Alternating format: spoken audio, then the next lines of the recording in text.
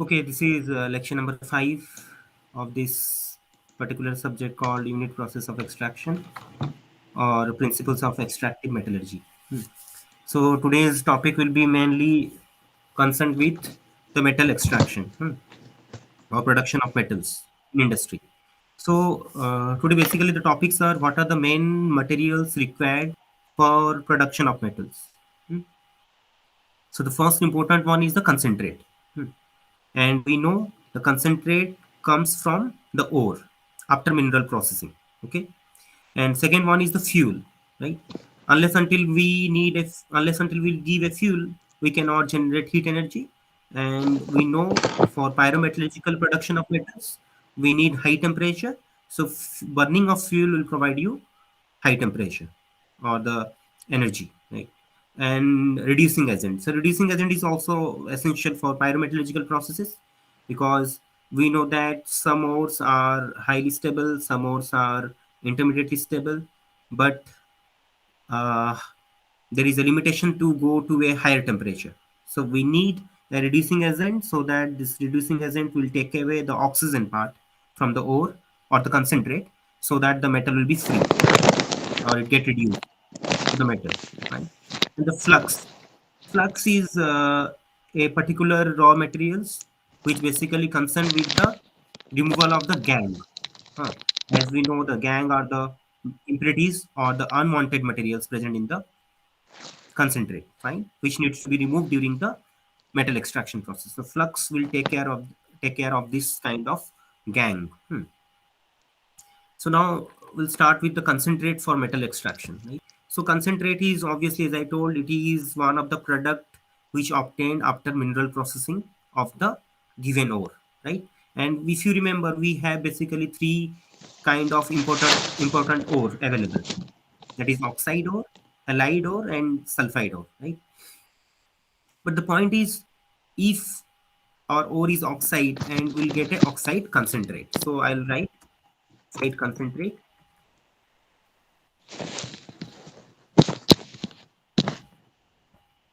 sulfide concentrate,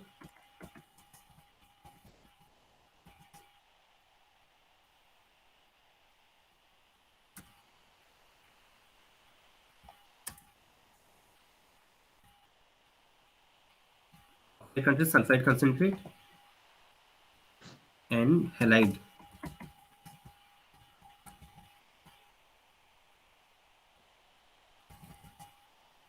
obtained after mineral processing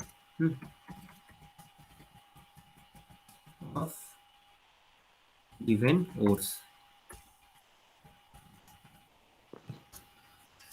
Now the question is oxide concentrate. Fine. So the point is, if the oxide concentrate is intermediately stable one, then we can directly go for pyrometallurgical route for extracting metal out of it. The best example, if you remember, the iron oxide, which is hematite or magnetite, fine, which we can directly react this concentrate of hematite or magnetite with the reducing agent, which is carbon basically, and we can get metal out of it. There is no issue. So oxide concentrate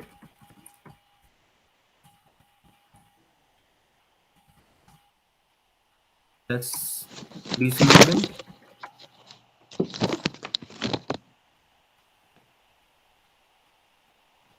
will give you metal, right? There is no issue.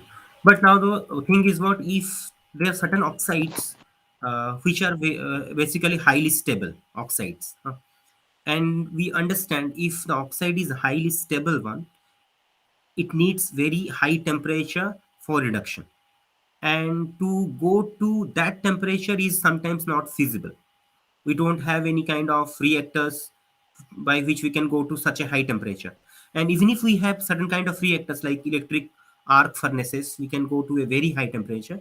But the problem will be there is a limitations of the use of refractory linings, because we need a refractory lining inside our reactors or inside our furnace. Furnace, right? The main structure of the furnace will be protected by this refractory lining.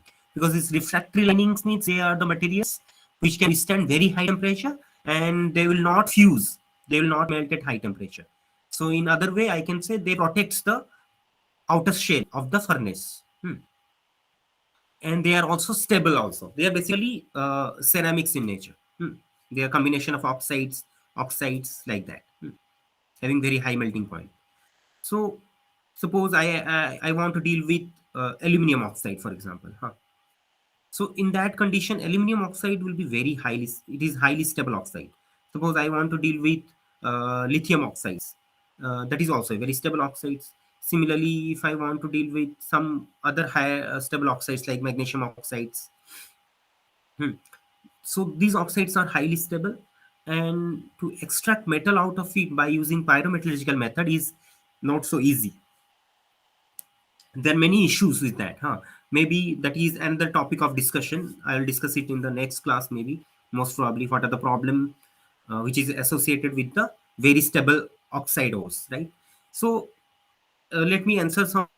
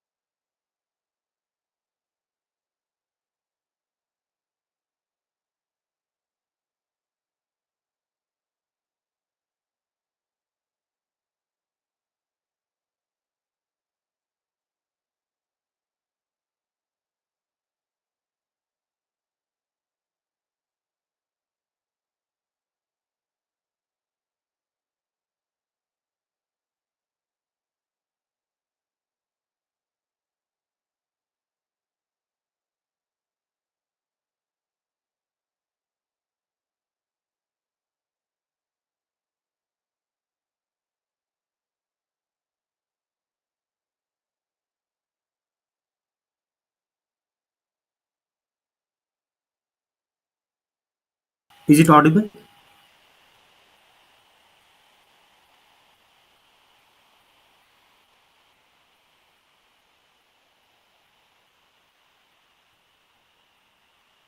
Is it audible?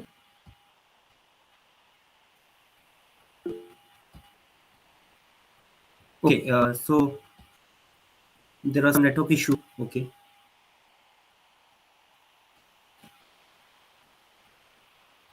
okay, there was some network issue, so proceed again. So yeah, so I was talking about now sulfide ore.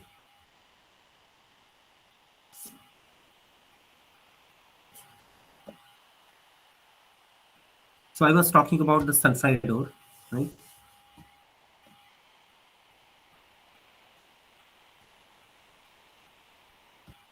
Okay.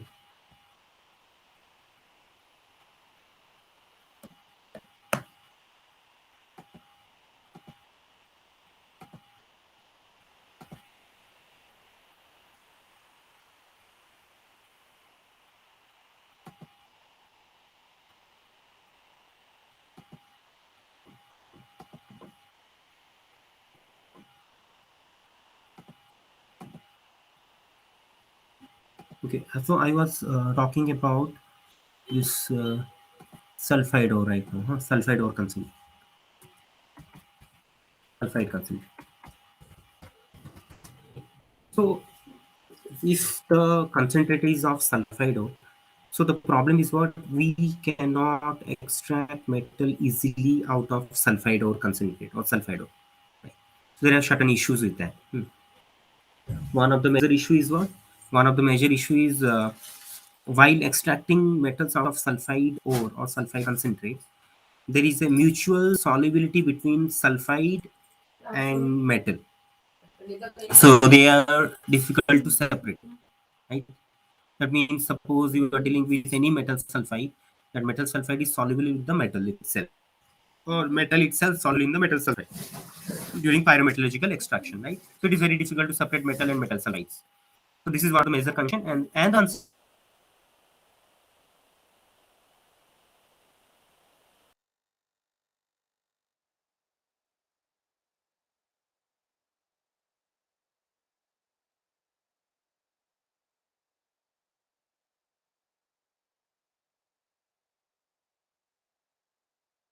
out of the metal sulfide. Right? So that is the another issues with the metal sulfide. So what is the solution to this problem? The solution is what? We can convert metal sulfide or the sulfide concentrate into, the sulfide concentrate will be converted into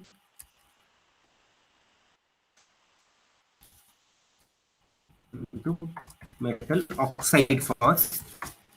Is one of the best solution we can have. And this metal oxide will be further reduced to metal by reducing it. That is carbon. This is the one of the major solutions we can have, right? So that means the first we get metal sulfide or sulfide concentrate by doing mineral processing on sulfide ore. Then this metal sulfide concentrate will be converted into metal oxide, or oxide concentrate. And this oxide concentrate or metal oxide concentrate will be reduced by carbon to give metal.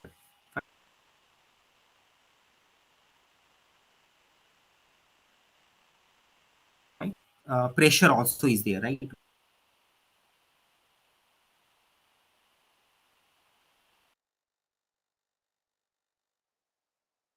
We can use sometimes high pressure, we can use sometimes low pressure. So there is a concept. Suppose we are using pyrometallurgy under pressure. Hmm. Sometimes we can convert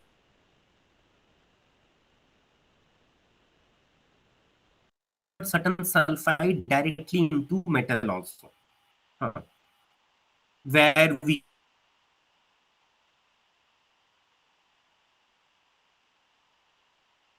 can go for metallothermic reduction. If you remember, in metallothermic reduction, we use a metal as a reducing agent. For example, I can convert iron sulfide at a temperature of 1000 degrees centigrade. Iron sulfide react with zinc to give you iron directly,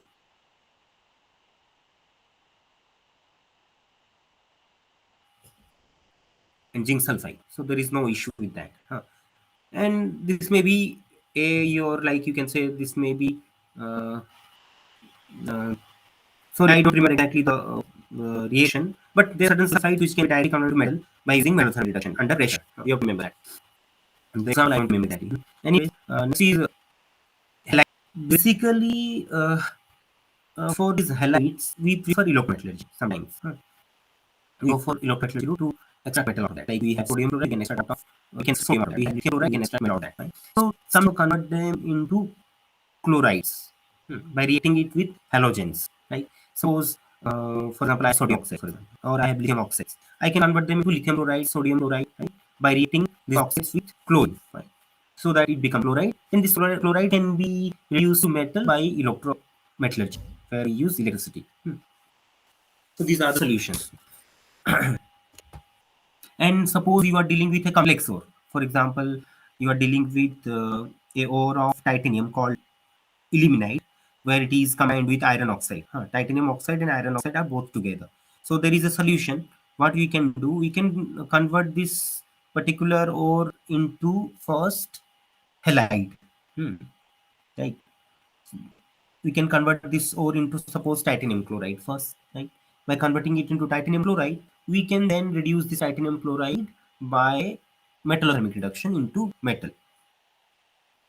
There is a process called Kroll's process where we reduce titanium chloride by using magnesium. It will form titanium and magnesium chloride. Okay. So these are certain solutions. So concentrate may be in form of your, you can say oxide concentrate. It may be in form of halide concentrate, or it may be in form of sulfide concentrate. Hmm. And you have to remember there is a concept called roasting, where I talked that sulfide concentrate will be converted into oxide concentrate. Or sometimes this sulfide concentrate may be converted into halide concentrate.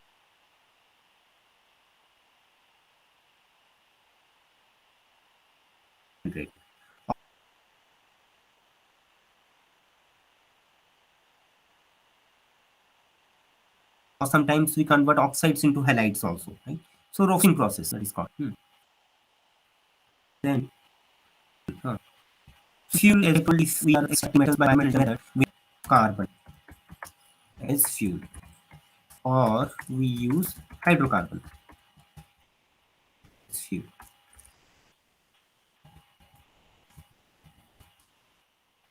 Sometimes hydrogen only. And if you carefully look, this carbon, this hydrocarbon, this hydrogen, they are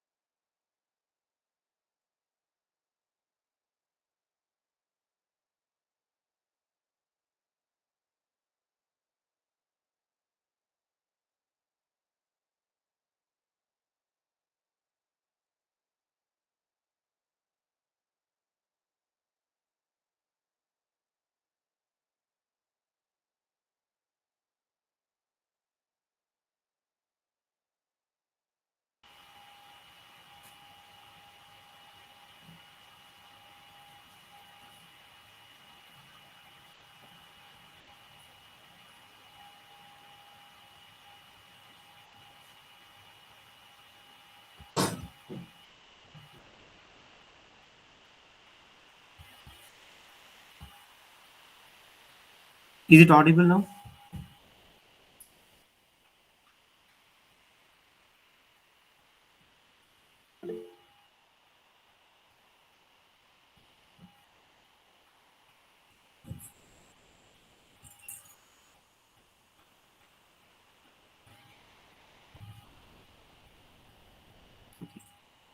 So okay, fine. Yeah. So hydrocarbon is in form of reformed natural gas, which basically contains your hydrogen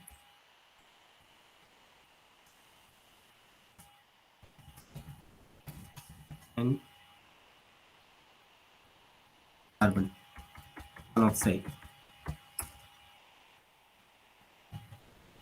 Right? So this reformed natural gas contains this hydrogen and carbon monoxide. You understand that means two different kind of reducing agents are present. Yeah, right? This provides a benefit.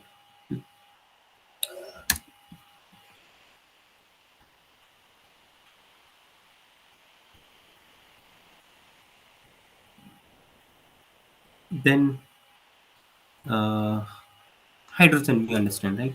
But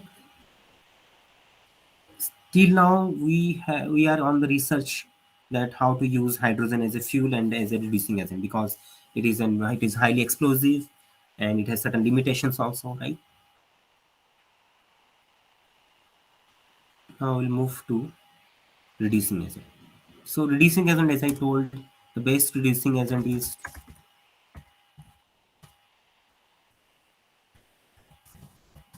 best reducing agent for pyrometallurgical process of metal extraction is carbon, right? Already we have discussed that why carbon, because carbon is easily available, plentifully available. Carbon form a stable oxide called carbon monoxide at high temperature, right? And carbon monoxide line cuts all the metal oxide line in the Lingham diagram, where it justify that carbon can reduce all the metal oxide into metals at different temperature, right? So carbon is the best reducing agent thermodynamically, and other reducing agents are hydrogen, right? If you go through some textbook, they have written that hydrogen is also a good reducing agent, but since hydrogen form a hydrogen forms an oxide called water, H2O, and the stability of H2O decreases with increasing in the temperature, right? So that's why hydrogen is not a good reducing agent compared to carbon, right? Where carbon forms a stable oxide with increasing in temperature, carbon forms more and more stable oxide, that is carbon monoxide. But hydrogen do not form a stable oxide. Hydrogen form H2O, and its stability decreases with increasing in the temperature, right? That's why carbon is the best reducing agent thermodynamically. And if we look into kinetics, then if you look into kinetics, then hydrogen may be a good reducing agent. Why? Because size of hydrogen is very small. It is in the first in the periodic table, and the weight of hydrogen is also very low. That means its diffusivity is very high. Hydrogen can easily penetrate into the metal oxides and take away the oxygen easily, right? But there are still problems are going on because hydrogen will form H2O, and it sometimes get trapped inside the ore itself. That leads to cracking also sometimes, cracking of the ore. That is another issue. Next is we'll talk about flux. So what is a flux? As I told, flux is one of the important materials in pyrometallurgical process of metal extraction, right? Because whether we are sometimes doing refining by pyrometallurgy, whether we are doing extraction, flux is sometimes very essential, because flux is the material which take care of the gangue or impurities present in the ore or in the concentrate part. Hmm. So flux are either acidic or basic, and use of the flux depends upon the nature of u- use of the flux depends upon the nature of the gangue present in the concentrate.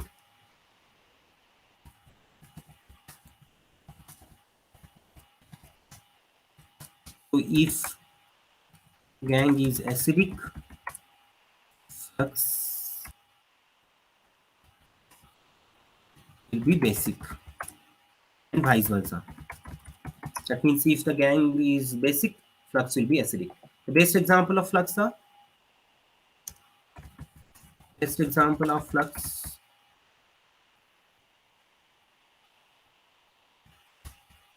Best example of flux are calcium carbonate,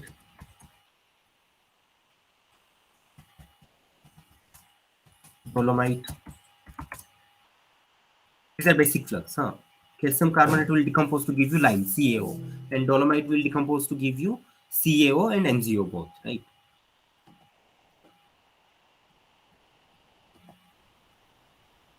Other flux are silica. This is an acidic flux. Calcium carbonate and dolomites are basic flux. The silica is acidic flux. Fine. We have to remember important point. Flux plus will give you slag. This is one of the important point you have to remember.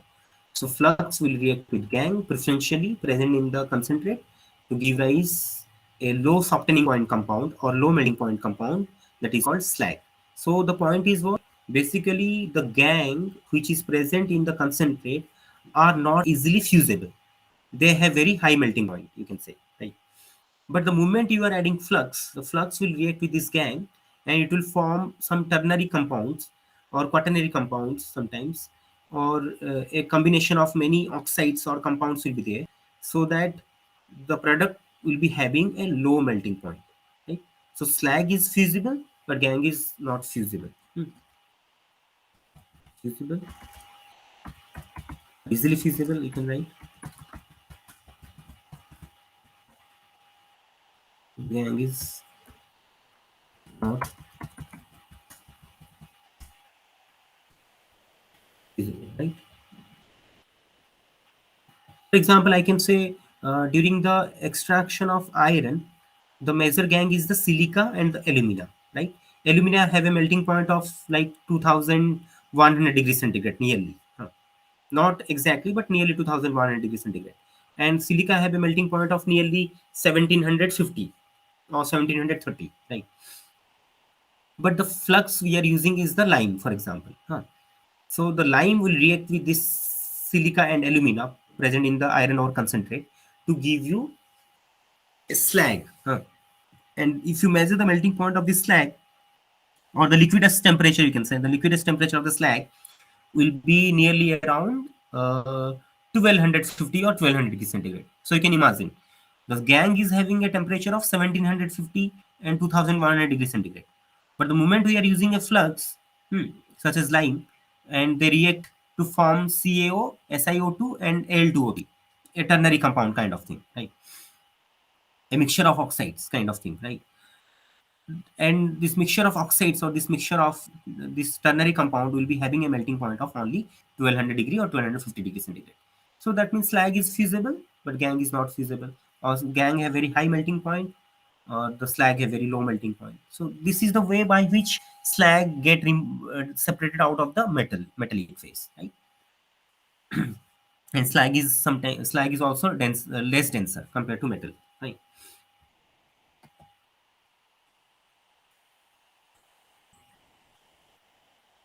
So somebody if you ask function of flux. So first function of flux is to react with the gang to form a low subtaining point compound or low melting point compound that is called slag. Or function of flux is to remove the gang from the concentrate. That is the first one. And second point is second important function of flux is to reduce the liquidus temperature. Reduce the liquidus temperature of slag. That means more flux, more reduction in the temperature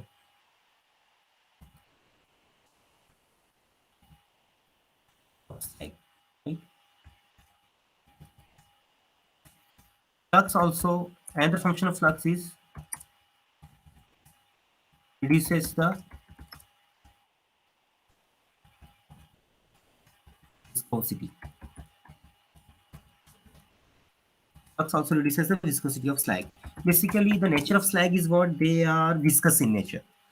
So it is very difficult to remove slag out of the furnace if they are very viscous. So we make the slag more fluid enough so that they can come out from the furnace while tapping.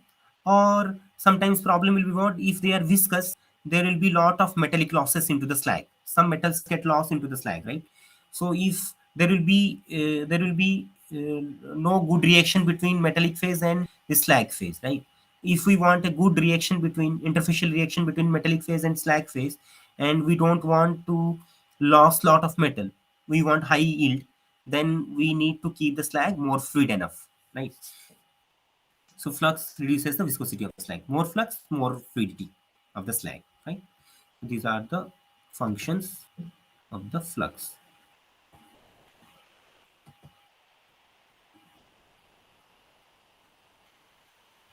And if we talk about now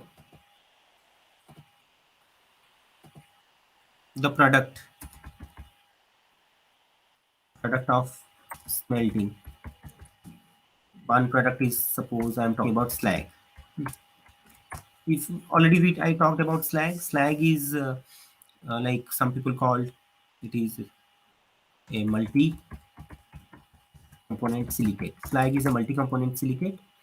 Multi means many, components means many components will be there, and they are the component of having silicate. Slag is a multi-component silicate. Some people call slag is a solution of oxides, sulfides.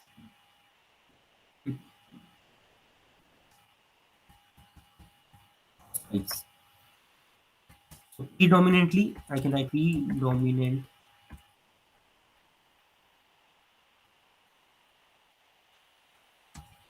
slag is a solution of oxides.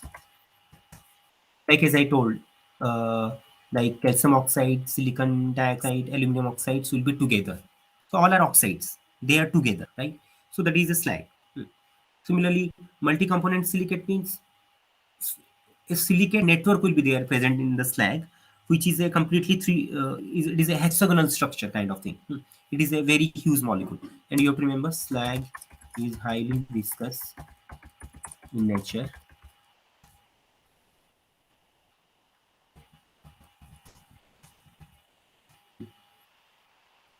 or low fluidity.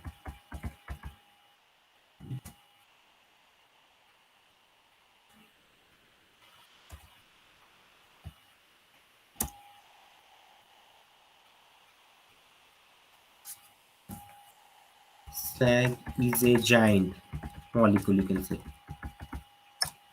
Slag is a giant molecule. That means if we carefully look, slag is a very big molecule. Hmm. Slag is a giant molecule. It is basically slag is a giant molecule. It is basically a hexagonal network in three dimension, 3D. In three dimension, if you carefully look, slag is a hexagonal network. Hmm. It is basically a hexagonal network in three dimension having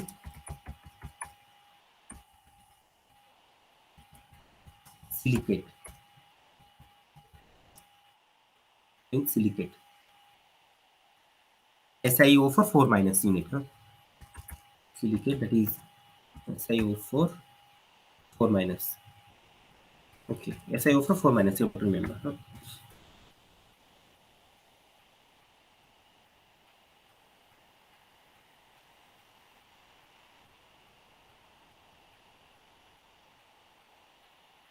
And nature of slag, that will be another topic to discuss. So I'll end the topic here.